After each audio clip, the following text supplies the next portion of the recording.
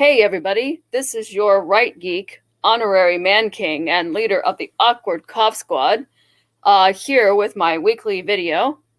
And today I am going to talk about the thing I'm sure you've all been anticipating, which is the new rebooted Iron Man run and my thoughts on the first two issues that have been released. It's going to be very exciting. I would say this is not ultimately going to be a video for kids because there might be some cursing involved. Just a little. I'm going to try not to go overboard. But when I read the second issue this week, I got so upset. I literally have only slept like a couple of hours each night just because I'm so exercised and so angry at what just happened. And I think the root of that is that I was really hoping after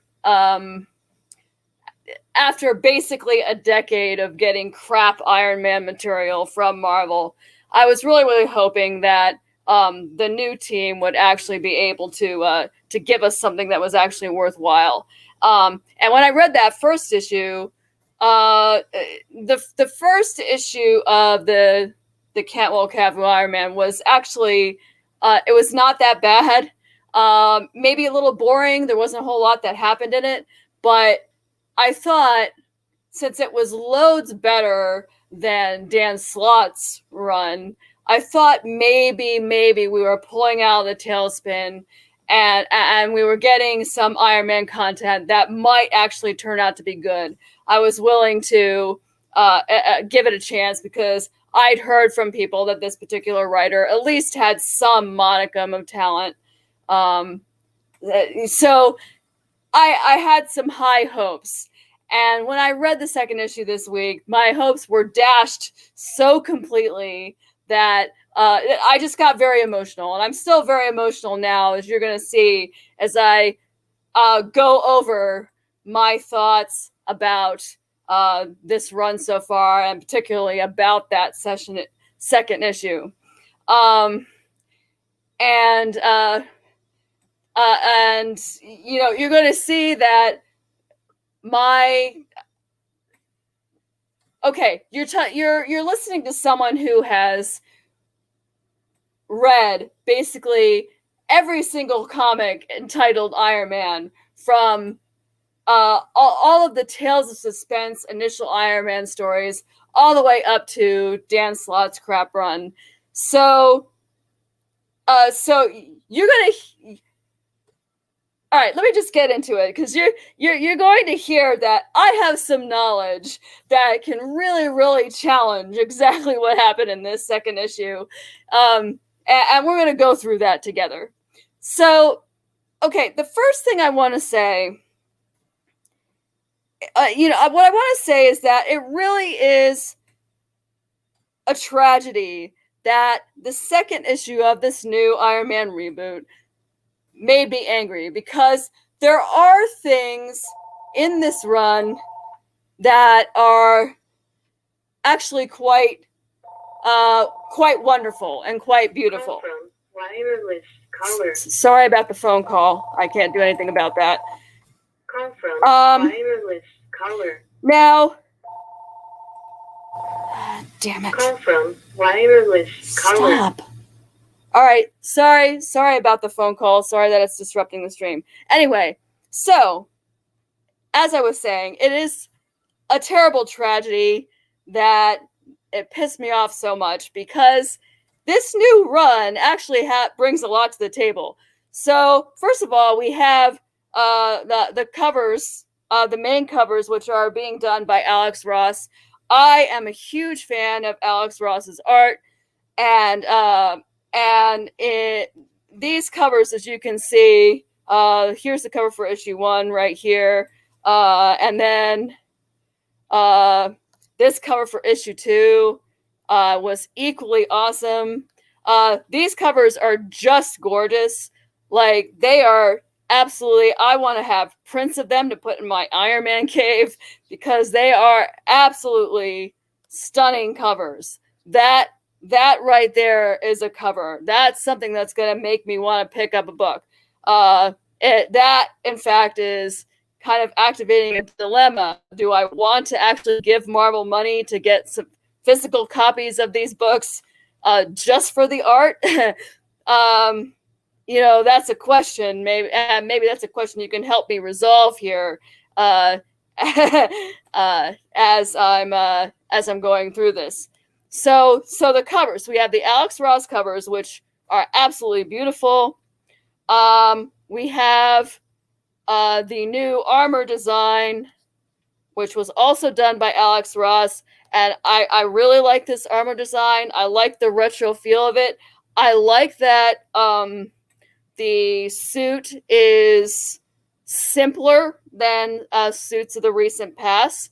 I like that you're going to see later that because it is not a as superpowered a suit as some of the suits he's had in the past, it doesn't protect him quite as much as some of the armor does.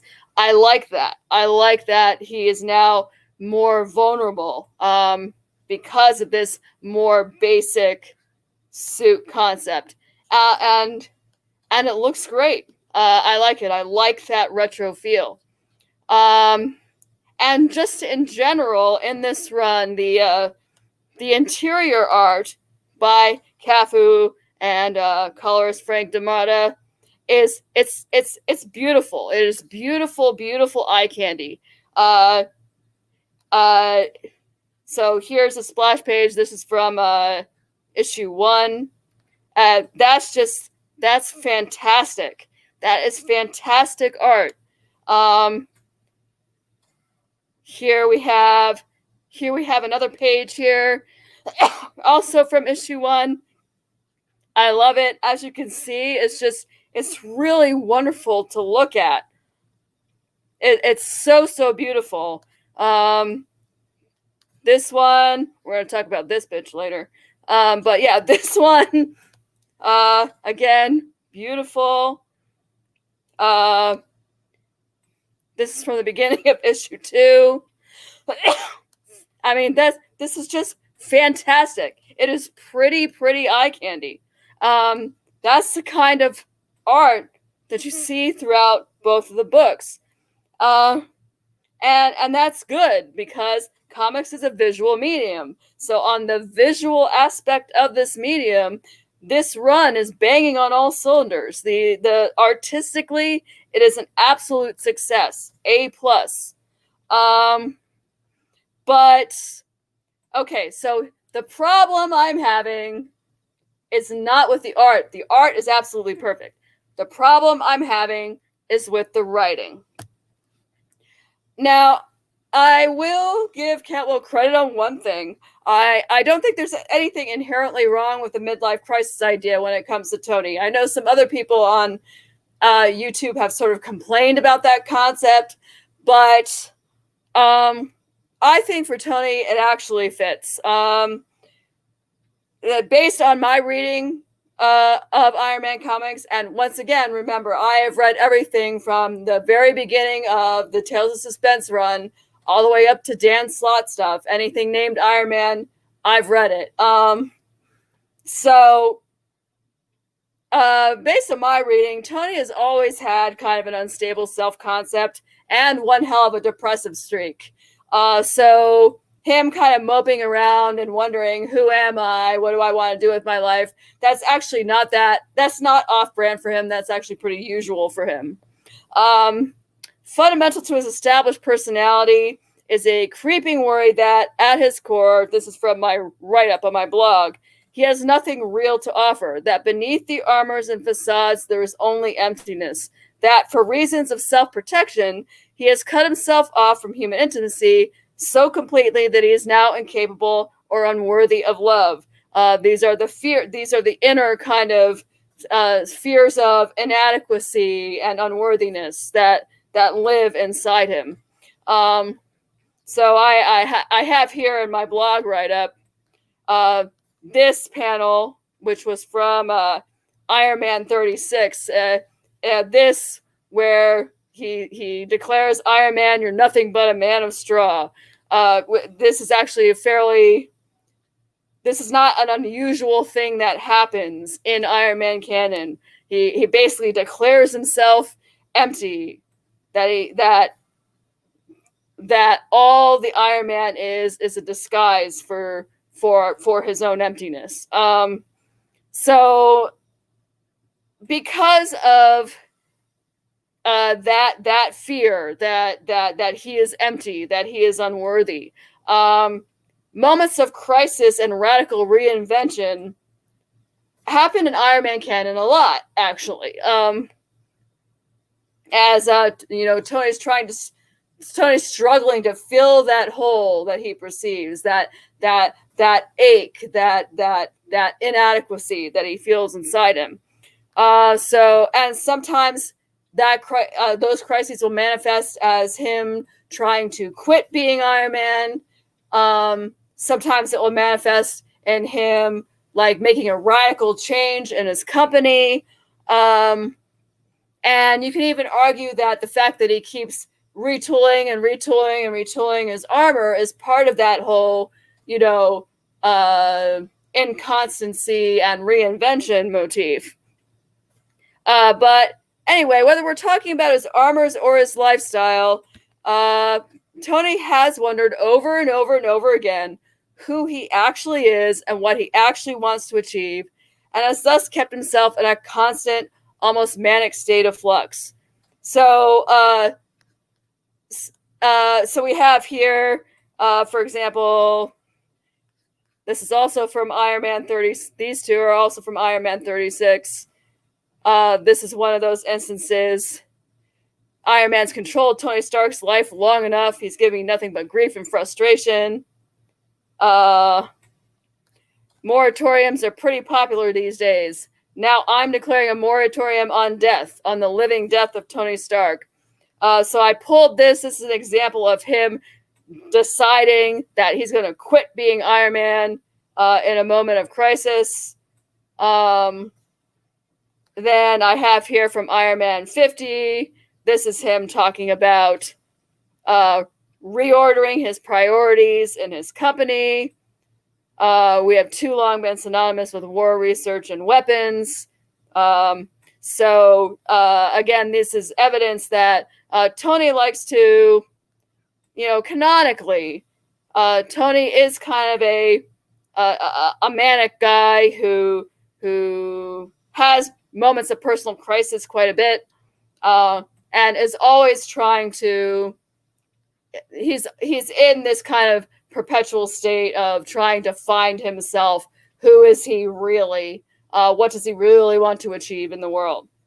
So the fact that Cantwell starts off his run with Tony deciding to screw everything, move to a simpler home in New York City, and just buy a new car, the kind of features of a midlife crisis that they're very cliched features of a midlife crisis, but it didn't really bother me. I honestly thought I thought it did fit the character. I didn't think it was out of character.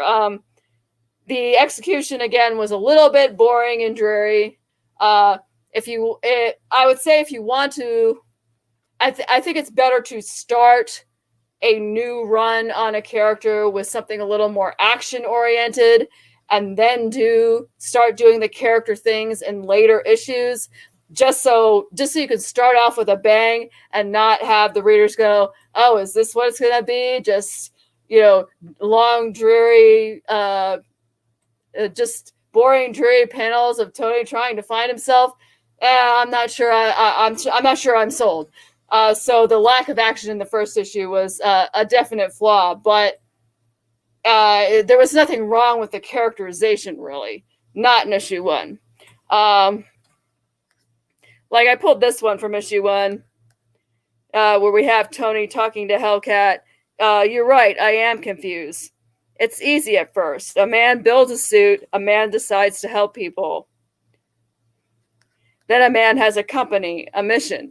a vision, a brand, and soon a man has a reputation. Those things begin to crowd the picture, and soon it's hard for the man to see the man. Um, that moment from issue 1, it felt right to me. It did feel like Tony, based on my extensive reading of Iron Man canon. His desire to, or his uncertainty about who he really is, it does, it kind of lines up with what we've seen before. And then a couple panels later, Patsy then hectors Tony about his use of the word man for no real reason at all. But honestly, it was such a little thing in issue 1 that I was willing to ignore it. I was so desperate for good Tony content, and this was carrying me along relatively okay, that I was willing to ignore that if it had stayed basically at that level, that kind of annoying little political hectoring. As long as it was minimal and sprinkled here and there and it wasn't super direct, I was willing to ignore it. And, to be fair, even in issue 2, the issue that royally honked me off, there was good stuff in there too. The scene where Patsy is trying to teach Tony how to meditate. I know your boy Zach didn't really like that so much, but I actually genuinely laughed because him here not being able to clear his mind, no matter how hard he tries, that actually felt very, very true to Tony as well.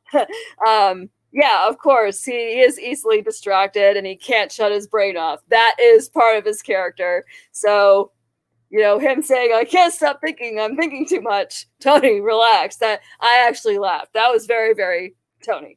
So nothing wrong with the characterization there. I also love this suggestion here. That he wanted to get beat up on live TV for some reason. You're punishing yourself. What do you feel like you need to prove? That I'm still a hero. Who do you need to prove that to? And then we have this silent panel, but the implication is obviously that that he needs to prove that to himself, really. So that right there is a wonderful, very on brand moment of Tony doubting himself, doubting his own motives, wanting to believe that he's in this for the right reasons, but also being uncertain that he is, because he's always had that streak of self-loathing and self-doubt. So that was wonderful. And then in the confrontation with Cardiac later in issue 2, we have this bit, which was so exciting to me, when he realizes that the little ball that his employees are trapped in is running out of oxygen, and he can't smash into it in a standard way because he's got this. His suit's not OP anymore. It's an underpowered suit. He decides to basically ram it, and here, he asks his onboard AI, "Am I going to survive this? Unknown data sample. Can you at least do a damage assessment? Possible compound fractures to the following bones, blah, blah, blah." So, his AI is telling him he's going to break like 1 billion bones if he straight up flies like a rocket into this thing. And what does he do? He does it anyway. So we have this moment of this very, very, again, very Tony Stark moment of gratuitous self-sacrifice. And at the end, we see that he's completely mangled. It says here, total bone fractures, 17, left lung punctured, heartbeat irregular. And he wonders, Am I dying? Am I dead? So that was very, very exciting to me because there is nothing so quintessentially Tony Stark than a gratuitous act of self-sacrifice. And when Cantwell included that in, I was like, yes, this is the Tony I want to see. Please continue with this. Please continue with his bordering on self-destructive, self-sacrificial desire to help the world and to expiate what he feels are his sins. But then this shit happened. And yes, other people on YouTube have talked about this, but I'm going to talk about it too because I have things to say that other people have not said. You are going to hear from a real Iron Man fan exactly what is wrong with this page. So, yeah, so here we have Patsy asking Tony, have you ever had to look past your own privilege? And as soon as I read that, I put down the pad I was reading it on because I was reading it digitally. And it was in the middle of the night because I bought it basically as soon as it became available on Comixology. So I didn't actually scream nope because then I would have woken up my mother. But I really, really wanted to. I wanted to like just scream nope, nope, nope, and just stop right out the back door here and abandon this comic and never read it again. Because, and she goes on in the next part too. She's like, you mean you've given yourself more power than you already had? You enjoy more legal leeway than most people on Earth, and you answer to absolutely no one? Like you're another white guy with a god complex? Okay, so we're going to break down exactly what's wrong with that in lurid detail. Okay, first of all, why did Tony become Iron Man? Tony became Iron Man because when he was in the jungles of Afghanistan, it's been retconned several times, so dangerous war zone, he got injured. He was hit with shrapnel that basically threatened to stop his heart, so he was forced to build the armor with the chest plate in order to protect his heart. The armor was literally built to protect him and protect his broken body. And then he realized that with this armor, he could also avenge his buddy who saved his life and also possibly do more good for the world. He did not build armor in order to give himself more power than he already had. He built armor out of absolute necessity in order to survive. So this very idea that he became Iron Man just for the sake of the power of it is so enraging to me because that is not why he became Iron Man. He became Iron Man to survive. And then after that, he realized that he could do good with it. Okay? Legal leeway and accountability, doesn't that apply to all the superheroes? Aren't all the superheroes essentially vigilantes that are allowed more leeway of action than anyone else on Earth?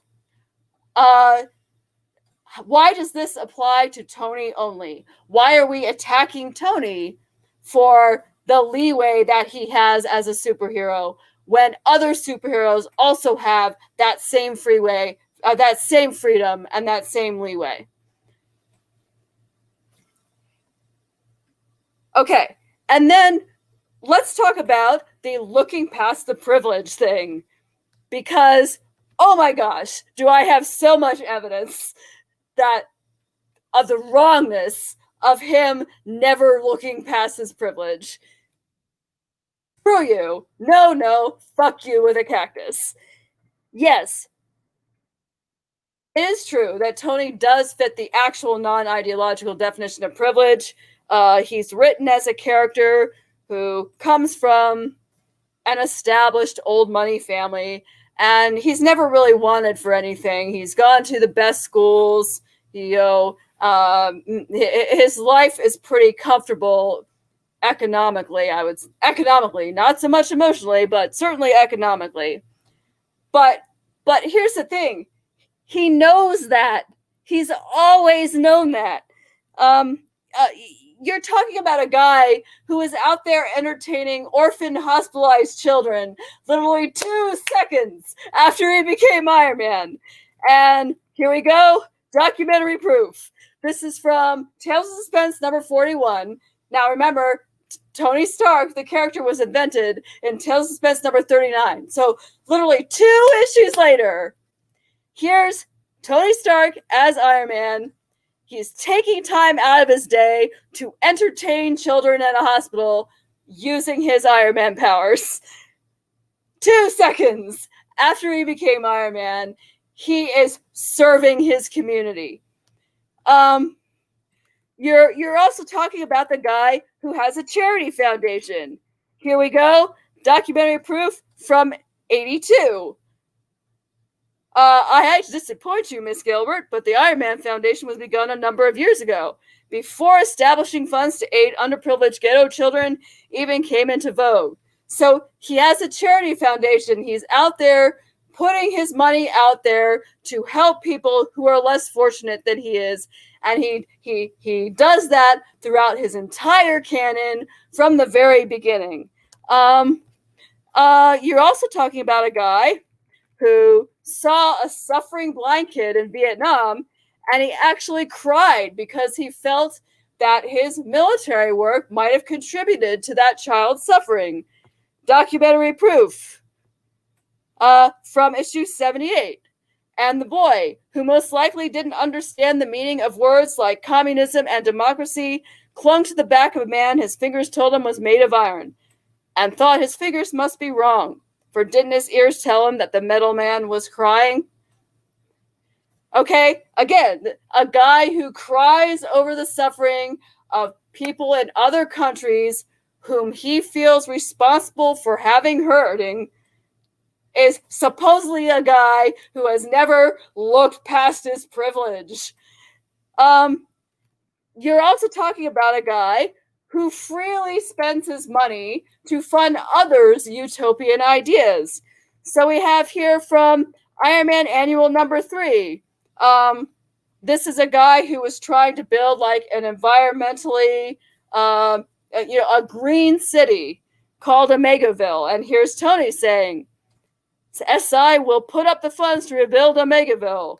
And this is after a bunch of other companies have rejected doing this. And Tony's like, sure, I'll take the risk. I'll give you my money. Because he's a guy who never looks past his privilege.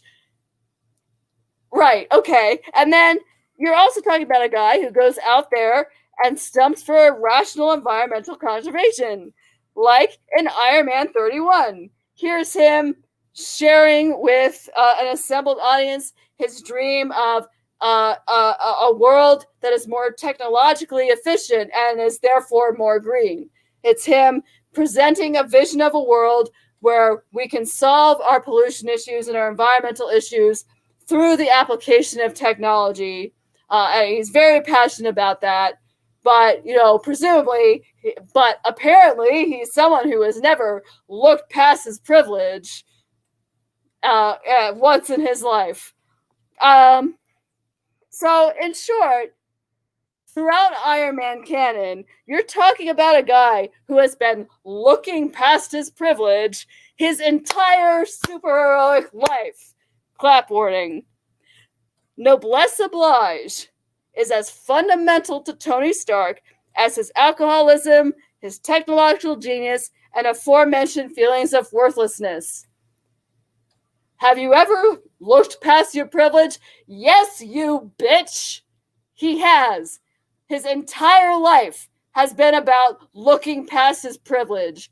and using his position as someone who actually has the resources and the funds to make the world a better place. So if Cantwell thinks Patsy's scolding Tony for being a typical rich white guy with a god complex has hit the nail on the head in terms of his motivations, he is fundamentally, sadly mistaken. Tony, ever scrupulous, has been trying to expiate what he feels are his sins. I mean, that is a true element of his motivation, that, you know, he's doing this in part because he feels worthless and he feels inadequate. But he's not doing it for a statue in Central Park, as Patsy implies. And he's not doing it to buff his ego. He's not doing it to serve his god complex. His yearning for redemption and his dreams for a better world and a better future, they have always been 100% sincere. It is not him being self-serving. So this suggestion that Patsy has him right in any way at all, and the fact that Cantwell doesn't allow Tony to push back except in the most meekest terms, that enrages me so much, and it completely threw me out of the story because clearly this scene did not come from any deep knowledge of Tony Stark's Iron Man as a character. I, who actually have that deep knowledge, who is overwhelmingly passionate about this character and has read, basically, like I said, I've read basically everything that's titled Iron Man that Marvel has ever produced, even the bad stuff, which I regret, but whatever. Anyway, so the fact that I could see this and go, no, that's not his motivation at all. Patsy, you bitch. Like, what were you trying to do? Were you trying to inspire me? Were you trying to inspire the urge to slap Patsy upside the head for her obtuseness? Because if that was your goal, okay, you accomplished it. But it's not, this is not, like, I can't even speak now. I'm so upset by this because it's not, this is not insight into Tony's character. This is the opposite of insight. But it's being presented like it's being presented as if it's some profound exposure of this character, and it's not. It has nothing to do with his actual motivations at all. This is once again someone writing for Marvel Comics inserting his dumbass politics into a story instead of actually being true to the canon as established since 1963. All it is thought-terminating ideology. It is not actual good characterization. It makes Patsy look like a bitch. And it completely threw me out of the story. So congratulations, Christopher Cantwell. I was with you. I was really with you, especially when you had Tony basically break his body for the sake of saving some lives. But then you had to go and put that white privilege bullshit in there, and you completely ruined it. And it's an utter tragedy because you have a great art team, and I think you actually do have some talent because, like I said, you know, there were many things in these issues that were good, that I enjoyed, that I felt were actually true to Tony's character. But in the future, please, if you want to keep me as a reader of your stuff, keep the bullshit critical race theory politics out of your damn comic book and actually be true to the canon as established since 1963, and actually get some deep knowledge under your belt as to what actually motivates this guy, because it's not a god complex, it's not his ego, it's his deep feeling of guilt and inadequacy and fear that he is worthless. That's what pushes him on. And what also pushes him on is a sincere desire to actually do good. And, he's not, I would be the first to admit that he's not a perfect guy and he has made mistakes, but criticizing him as some cishet white dude who's never looked past his privilege is, that's a criticism he manifestly does not deserve based on his actions throughout his canon. Okay, so that is my rant. Those are my thoughts on the new Iron Man reboot. Please tell me what you think below. Do you think I should keep buying these just for the art? Is that a good idea? Because again, I'm conflicted because the art is so good. It's such beautiful eye candy. Why does it have to be wasted on white privilege bullshit? That's my question. Should I buy it just for the art? Let me know. Let me know what you think in the comments below, and I will talk to you again next week.